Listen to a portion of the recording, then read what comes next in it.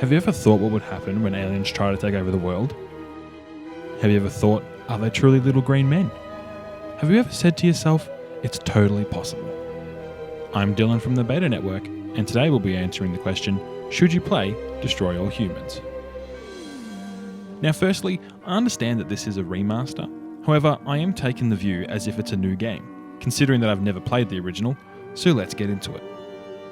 To kick this off, I have to say this is one of the most hilarious, ridiculous, corny, and cringy games I've ever seen, all mixed into one, and it's fantastic. For those who don't know, Destroy All Humans is a third-person RPG shooter where you play as an alien, Crypto-137. At this time, we wish to abduct you for the purpose of scientific research. Do you have any objections?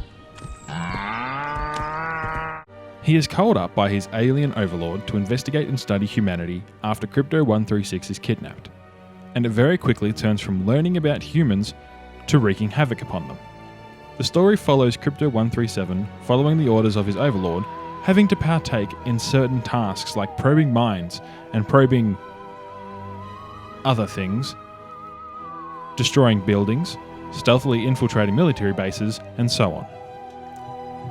There really isn't much to the story structure, it just gives you certain missions that you have to complete to move the story forward. The cool aspect though is that all the optional objectives, in my opinion, add a lot of comedy to the game. Moments like drowning cows or humans in water, or killing people by throwing other people at them. And I get that the game is supposed to be on the ridiculous side of things, but isn't it a little weird that aliens know what the colour green is, but don't know that cows go moo? No? Okay, I guess it's just me. Once you finish each mission, you have a certain amount of DNA that you can trade to get upgrades for Crypto or his saucer. Another great aspect is that you can go back into the missions you have already done and either attempt them again in order to 100% them, or you can try a couple of the other game styles, which are Armageddon, Abduction, Race, and Rampage.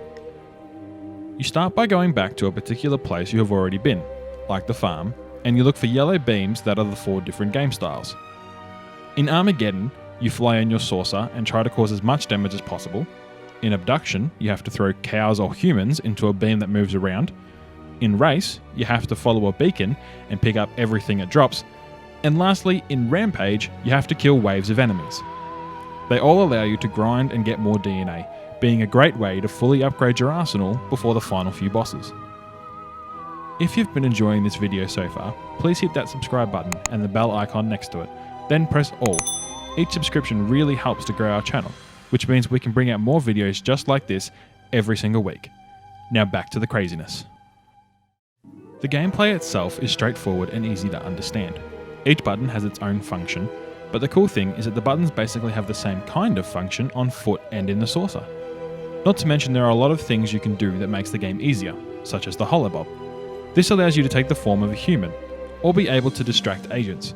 But the best thing to do is use your jetpack and then aim with your weapon, which causes you to just hover in the air for however long your jetpack lasts. It is honestly my favourite thing to do whenever I'm fighting waves of enemies. Now when it comes to graphics, it is both great and meh. Honestly, for the most part, they seem to have done a brilliant job with Crypto, and especially with the cutscenes. The art style mostly looks fantastic and also adds to the ridiculousness of the game. The only parts that I'm not too keen about are the way the humans have been rendered and how Crypto sounds. I mean, let's be honest here, the humans just look weird. And Crypto sounds a lot more like a human ruffian than an alien. What's shaking, Pox? You look a little, what's the word, constipated. I mean, to go from the great voice of the Overlord to Crypto, it just feels a little off. To be fair though, they have done an exceptional job in remastering this game, and quite frankly, this is one of the most hilarious games I have played, and I genuinely love it.